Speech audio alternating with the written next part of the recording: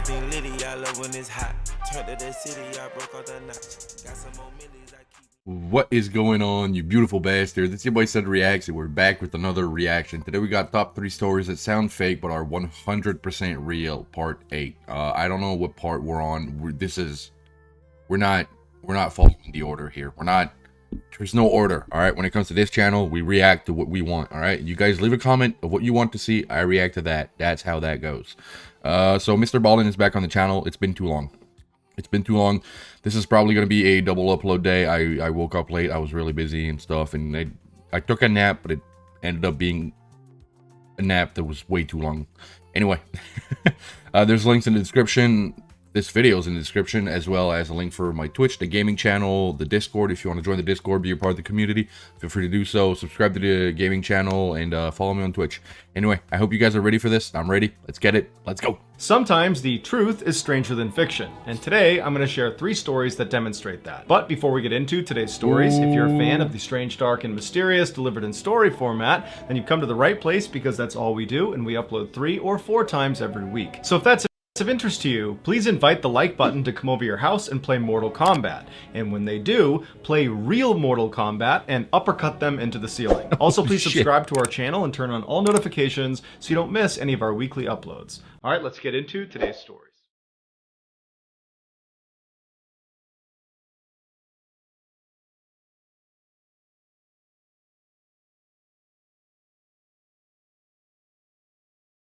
In 2013, Jim Stauffer's mother finally passed away from Alzheimer's disease at the age of 74. Her doctors told Jim that her disease had mutated in a way they had not seen before, and they asked if he'd be willing to donate her body so they could study her brain. Jim felt like his mother would want him to say yes, and so he agreed.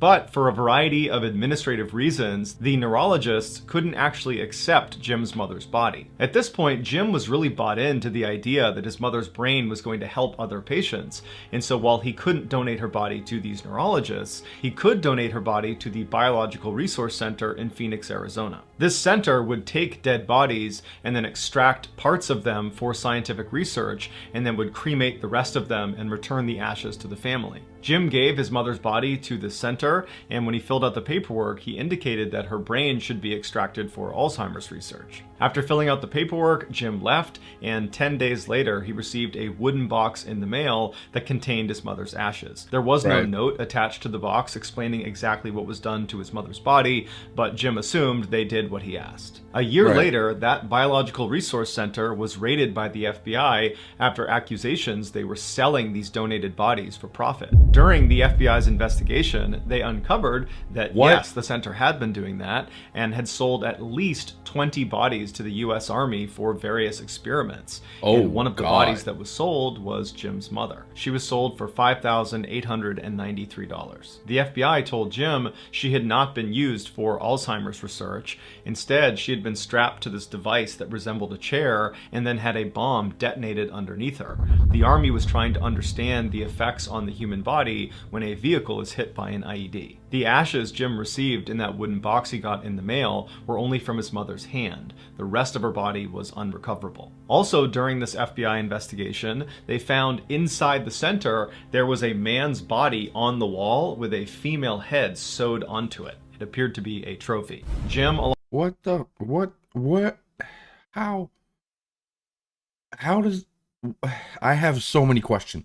Okay, how was that still open? How's that place not been shut down long before that? And who works there, man? Who works there? What the fuck is going on here?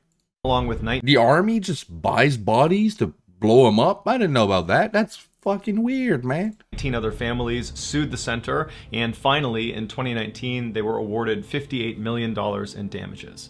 The center no longer is in operation. In 2004, Mitch was in his final semester at a college in Louisiana when he met another senior, a wonderful young lady named Kayla. From the instant he saw her, he knew he was in love. She played hard to get at first, but after several months, he won her over. After graduation, the pair stayed in Louisiana and moved in together while they got their careers off the ground. 2 years later, the pair got married, and almost immediately, Kayla got pregnant. At the time, Mitch's career was really starting to take off, which allowed Kayla to stay at home and take some time off. By the time their daughter was born, Mitch was making so much money that Kayla decided to just stay home and be a full-time mom. A couple years later, Kayla got pregnant again, and by the time their daughter was 2 years old, they had their son. Mitch adored his children. Every morning before he went to work, he would sneak into their room and he would watch them sleep, and then in the evenings they would have these big family sit-down meals and then play games together until bedtime. Mitch's life was perfect. Shortly after his son's birth, Mitch was lounging on the couch in his TV room when he noticed out of the corner of his eye the red lamp in the corner of the room. It just looked funny. It was almost like the light itself was blurry, but when he looked a little bit closer at it, the entire lamp looked blurry. And so Mitch looked around the room and nothing else was blurry. He rubbed his eyes and looked back over at this lamp and it was still blurry. He turned the TV off and walked over to the lamp, and even though he was right in front of it, the lamp was still blurry. And Mitch didn't have bad eyesight, and so he's thinking, is there something wrong with me? Am I having a stroke? Do I have an aneurysm? Is there some sort of illness here that's making me see this lamp blurry when it's really not? But Mitch told himself he was healthy and that whatever this was, it was an anomaly and nothing to worry about. And so he went back over to the couch, turned the TV back on, and tried to ignore the lamp. But as he was watching TV, out of his peripheral vision, he couldn't help but notice this weird blurry lamp. And so finally, he turned the TV off again, and he turned to look at this lamp. And now, in addition to being blurry, it appeared to be upside down. Now Mitch was genuinely concerned that there was something wrong with him, because again, nothing else in the entire room was blurry or upside down. It was just this lamp. And so a few minutes later, his wife and his kids came home, and Mitch decided he would not tell them about this lamp. He didn't want to alarm them. He figures he will get to the bottom of this blurry lamp, and then he will tell his wife and kids. And so that night, the family has a sit-down meal, and then afterwards they play some games together, and then everybody goes upstairs and goes to sleep. But after everyone had gone to sleep, Mitch was just laying in bed thinking about this lamp. And so finally, he snuck out of his bed and went downstairs to the TV room, and he sat on the couch, and he just stared at this lamp. And for hours and hours, he just fixated himself on this lamp, watching it kind of morph around and turn upside down and get blurrier and blurrier by the second. The next day, Kayla found Mitch lying on the couch, passed out, and she asked him if he was okay. And again, Mitch didn't tell her about this lamp that was still blurry. He just told her that he wasn't feeling well and he was not going to go to work that day. But Mitch didn't go to work for 3 more days. He just sat on the couch and stared at this lamp. And Kayla obviously picked up on this strange behavior and kept poking and prodding to get more information about what was going on. But Mitch never told her the truth about this lamp. He just kept telling her he felt sick. She urged him to go see a doctor, but Mitch told her it would be fine, he'd get better. And then over time, as this lamp continued to morph and get bigger and get stranger and stranger, Mitch suddenly was unable to respond to his wife. He became totally unresponsive. And so obviously his wife became desperate and called the doctor. And as she's on the phone with the doctor trying to get advice about what to do, Mitch realizes the lamp is now growing in leaps and bounds. And before long, the lamp is the entire size of the room, and all he can see is the red color of this lamp. And then Mitch starts to hear these voices, these screams coming from somewhere in the distance, and then he feels this blinding pain in his head. And then he opens his eyes and he looks up and he sees he's laying on the sidewalk next to one of the buildings at his college in Louisiana. And surrounding him is this crowd of people with wide eyes that are staring at him. Mitch had no idea what was going on, and so he naturally just began scanning the crowd, looking for Kayla and his kids to try to figure out, how he got here. But before he could ask any questions and before he could find his wife and kids, a police officer ran through the crowd, picked him up and ran him over to his police car, put him in the back, and then began driving away. And so while Mitch is in the back of this police car, he turns to the officer and he says, "What's going on?" And the officer would tell him he was attacked by a huge college football player. He got hit in the head and he fell backwards and he hit his head again and he fell unconscious. Mitch asked the officer where his wife and kids were, and the cop said he had no idea. And that's when it clicked for Mitch. The lamp wasn't real. Neither was his wife, Neither was his daughter, neither was his son, neither was his life. Oh my For the past 10 years, God. it was all a hallucination while he was unconscious after getting attacked. Mitch was brought to the hospital where he would make a Jesus full physical Christ. recovery, but after being released, he was horribly depressed. Oh, And he yeah. had to get intense therapy to basically grieve for the loss of his family that never existed. These days, Mitch What says the he can barely remember what his family even looked like, but periodically in his dreams, he will catch a glimpse of his son in his peripheral vision, and his son is perpetually 5 years old, and he's trying to talk to his father, but Mitch can never understand what he says. Okay. I've had dreams that go like that. Like, I feel like I'm in that dream for a week or something. 10 years, bro. That's crazy. That's some scary shit. In 2007, Brett Ryan was a charming 26-year-old man living in Toronto, Canada. He was known as an extremely Toronto. friendly guy who was always smiling ear to ear with his trademark grin. In his spare time, he could be found at children's hospitals reading to sick kids, or at the community center volunteering as an umpire for Little League baseball games. But behind his seemingly perfect exterior, behind the scenes, Brett was struggling. He had to move back in with his parents after dropping out of college and racking up over $60,000 of debt. While his friends graduated college and went on Rough. to begin their careers in medicine and finance and education, Brett was only able to get a job as a part-time house painter. Brett felt like he had a lot of potential that he was squandering, but he felt like the debt that he had Rough. racked up was really his roadblock between him and the life he was supposed to have. And so instead of working hard and making some money to pay down his debt, he decided to come up with an absurd get-rich-quick scheme that actually kind of worked. On October 20th of that year, Brett walked into a bank near his home, and he had hospital bandages wrapped around his head and his face, and his left arm was in a sling. And he walked up to one of the tellers and he handed her a note that just said, "I have a gun underneath this sling, give me $2,000. And the teller very quickly complied, and she gave him a little over $1,000. That was all the money she had. And Brett took the money, turned around, and calmly walked out of the bank. And he got in his car and he got home, and he was totally exhilarated, and he's half expecting the police to just show up at his front door. Right. But they never did. He was never caught. And after That's- that, he was hooked. For the next 8 months, Brett robbed a dozen Oh, other God. banks in the area, stealing almost $30,000. He became so confident in his ability to steal without getting caught that he began dressing up in these ridiculous outfits that included this huge, obviously fake beard. And in fact, the media dubbed him the fake bearded bandit. The reason Brett wasn't getting caught is because the police would get his fingerprints at the crime scene, but because he did not have a criminal record, his prints were not in the database. Yeah. And so the police basically just had to set up and hope to catch this guy in the act. And in the summer of 2008, they finally would catch the fake bearded bandit. At Brett's trial, dozens of his friends wrote letters of support to the judge saying that Brett was actually a great guy, that this was a product of desperation and a total break from his normal character. And some of the organizations that he volunteered with did the same thing, writing letters to the judge saying what a meaningful contributor Brett was to the community. When Brett spoke at his trial, he was incredibly remorseful and said he had allowed his debt to get totally out of control and that admittedly he had not handled it well. And so the judge took all of this into account, all the letters of support and Brett's overall appearance in court, and he decided that this was indeed a break from character and that Brett was actually a very promising young man and that he did not deserve the harshest penalty.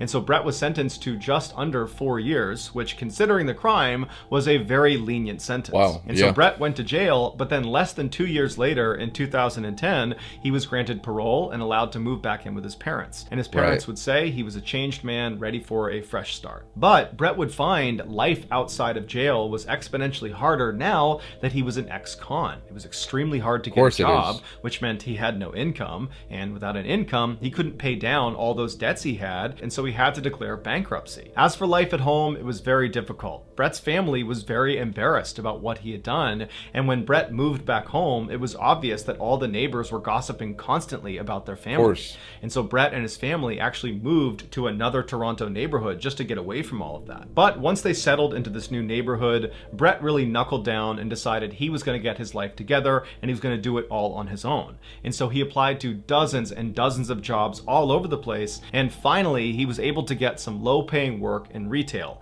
It It wasn't great, but it was a start. And so Brett began working countless hours at this really low-paying job, and his parents noticed how hard he was working to try to get his life back together, and so they decided they would help him out financially so he could re-enroll in college and finish his degree in biophysics. While Brett was in school, he met a woman named Kristen who had a full-time job and lived in this beautiful home, and by and large, she had the life that he wished he could have. And the two of them quickly fell in love, and Brett told her about his criminal past as the fake bearded bandit, and she accepted him, and she didn't judge him, and she said, "I still love you, I still want to be with you." 2 years later, Brett moved out of his parents' house and into Kristen's house, and for once in his life, he felt like his life was going the way it should be. Then, a year later, tragedy struck when Brett's father passed away, and suddenly Brett had to go to his mother's house all the time to try to help her out. And his mother was very appreciative of the time he was spending with her, and so she actually began paying him for the work he was doing around the home. And considering Brett was a broke college student, this was a huge help, and in many ways, it really brought Brett and his mother together. A year later, in 2015, Brett proposed to Kristen, and she said yes. But at the same time, school was getting overwhelming for Brett, and he dropped out.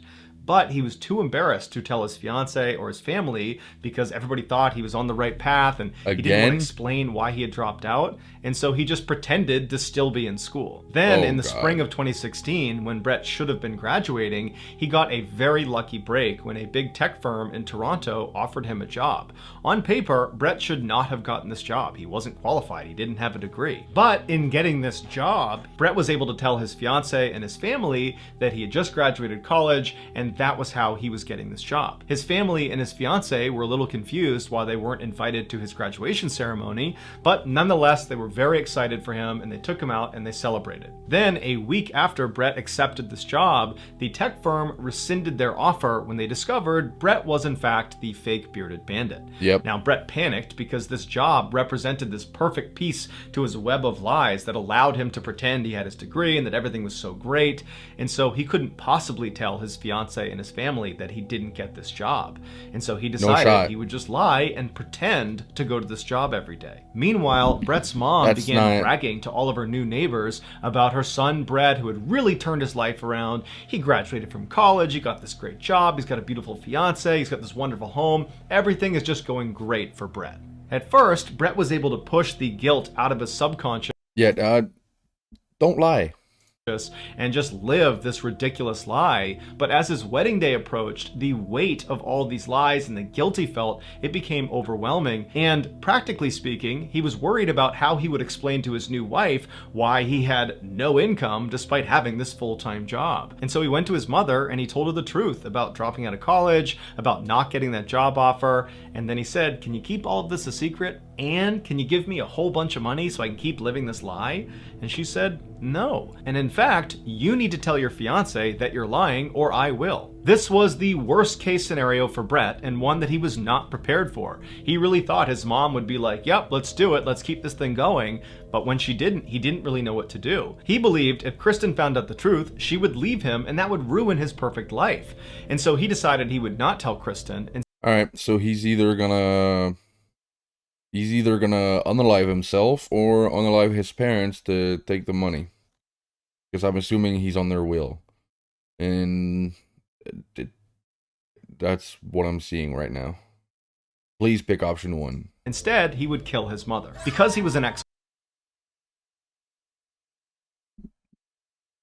Yep, there it is. con, he couldn't buy a firearm. However, he could buy a crossbow. And so he ordered his crossbow, he watched a couple YouTube videos about how to operate it, and then on one of his trips to his mother's house to help out, he stashed the crossbow and some arrows on a shelf in her garage. Then, when he got home, he began designing these bizarre contraptions that were built out of fans and pulleys and broomsticks that, when turned on, would move around the room and click on his keyboard and turn his phone off and on. It was designed to help him build an alibi when he was out committing murder. His devices would be turning on and off again, giving the impression that he was at home the whole time. On August 25th, 2017, all his preparations were done. He woke up early that morning and he began getting ready for his fake job. At the same time, Kristen was also getting ready for her real job, and then at 7:30, when they were both ready to go, they hopped in their respective cars and headed out for the day. But Brett slowed down at the end of the street and waited for Kristen to disappear around the corner. Brett turned back, went back into his house. He went up to his room and turned on all of his bizarre alibi contraptions that he made sure were turning off and on his devices correctly. And after a while, once he was confident these devices would work, he hopped in his car and he drove over to his mother's house. He got there around 10 a.m. He walked inside and his mother was sitting in the kitchen, and he approached her about changing her mind about telling the truth to Kristen. But his mother was staunch and she said, "No, I'm going to tell her before your wedding unless you do." And so their exchange got really heated, and before long his mother actually called one of his older brothers, Chris, to come to her house and talk to Brett to defuse this situation. Brett was furious and stormed out of the kitchen. He grabbed the door that led into the garage and he stormed in to try to get his crossbow off the shelf. But his mother followed after him. Now, the crossbow had not been loaded when he put it up on that shelf, and Brett was not very good at loading it, and it would take several seconds to actually do it. So he's thinking to himself, when I pull that down and begin loading it, she's going to see the weapon and she's going to run outside before I can get to her. And so when he reached up, he didn't grab the crossbow, he grabbed the arrows. And in a swift motion, he pulled them down, re-gripped them like a knife, faced his mother, and began attacking her viciously. She fell backwards, and a shelf actually landed on top of her, pinning her to the ground. At which point, Brett seized the opportunity. He got up, grabbed a piece of nylon, he wrapped it around her neck, and he suffocated her. As soon as she was dead, Brett pulled her out from under the shelf and dragged her to the side of the garage. He put the shelf back up, and then he began loading his crossbow because he knew Chris, his older brother that his mother had called, was going to be here soon. And so he hid behind the door inside of the garage and just waited. And at some point, he heard Chris's car pull into the driveway. Chris... See how crazy this is getting? Just from your lies, bro. You lied about school, you lied about your job, and now it made you... One, your mother should be the most precious thing to you on this planet, alright? I don't care what happened between you and your mom. It does matter. It does matter. Never mind. It does matter, but... Like, his mom helped him when he got out of jail. His mom helped him when he dropped out of school the first time. His mom was always there for him. And when you have a good mom, then that person should be the most precious person to you on this planet, alright?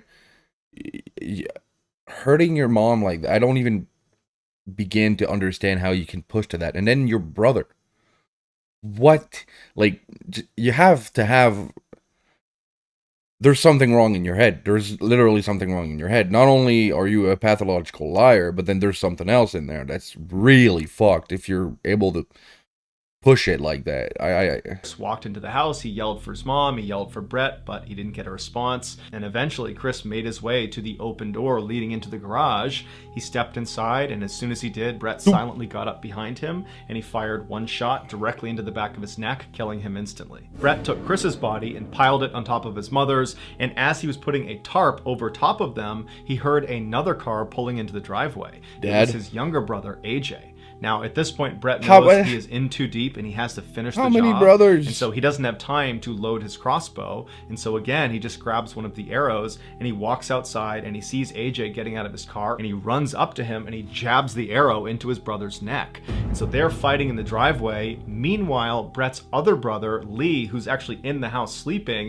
Okay, there's too many brothers now. He wakes up to the sound of this commotion outside in the driveway. He looks out the window and he sees his brothers fighting, and so he runs downstairs and he comes outside, and at this point AJ is laying on the ground and he's basically motionless, and Brett is standing over him, and Brett turns and he sees Lee in the doorway and he runs off after him. Lee sees his brother running at him and just turns and runs into the house, but he only gets a few feet before Brett jumps on top of them, and then the two of them have this vicious fight where Brett is trying to stab him with the arrows, and they're basically both fighting for their lives. And at some point, after Lee suffered several very deep cuts, he manages to throw Brett off of him, and he runs outside to his brother AJ, who's now crawled all the way to the street. And in fact, AJ had managed to flag down a neighbor and got his neighbor to call the police. Good. As for Brett, after Lee had managed to fight him off and ran outside, he knew he was done. And so instead of chasing his brother outside, he put his arrow down and he walked into the kitchen. He opened up the fridge, he took a bottle of water out, he left the fridge door open and just walked out to the front steps and sat down and drank his water while he waited for police to show up. When they did arrive, his brother AJ died before they could save him. As police were arresting Brett, he kind of casually said, "Yeah, I should have taken AJ to the hospital, I could have saved him. And the other guys in the garage are dead. Crossbow to the head. It was me." In court, Brett was extremely remorseful and pled guilty to all of his charges. The judge told Brett that he was appreciative of the fact that he was taking full ownership of his heinous crimes, and that in many ways he was a victim too, a victim of this huge web of lies that Brett just couldn't get out from under. But nonetheless, Brett was given 3 consecutive life terms. No, none of that bullshit. He's not a victim. He created that web of lies. He is not a victim. Fuck all that. For each of the murders he committed. The only surviving family member, Lee, the brother who was attacked last and managed to run outside and escape Brett, he said that his life was shattered that day. Yeah, and that no he can shit. barely go outside because of his extreme post-traumatic stress. So that's going to do it, guys. If you found the secret in today's episode, let us know in the comments what it is and where you found it, so give us the timestamp. And if you're the first to do that, we will pin you at the top of the comment section. Okay, well, as per usual, the original is going to be in the description. This was a depressing last story. It just goes to show, I mean, some people are just wired differently completely. Lying about benign stuff is something. I get it. Everyone lies. You should try not to lie, but pushing it to that extent, you have to be wired completely differently as a human being. I don't have any pity for that guy. I think he's done it to himself. What he did to his family is disgusting. Yeah, I don't think I even have to say that. I think you guys know. Yeah, so the link is going to be in the description. Make sure you go show MrBallen some love. That's a great reaction. That's a great screenshot too. So if you enjoyed today's video, okay, there's no good screenshots. Now he looks like a rabbit. I don't. Okay, well, you know what? We're gonna end on a bad screenshot for him. I'm sorry, Ballen. Yeah, and as I said in the beginning, please subscribe to the channel. I really appreciate it. It helps the channel grow immensely. Leave a comment. Let me know what you'd like to see next. Make sure, you know, send me the title of the video. Might react to it, might not. There's a lot of recommendations I cannot keep up, but I try to. All right, and yeah, it's been your boy Said Reacts. I hope you guys have a fantastic rest of your day. I'm out. Peace.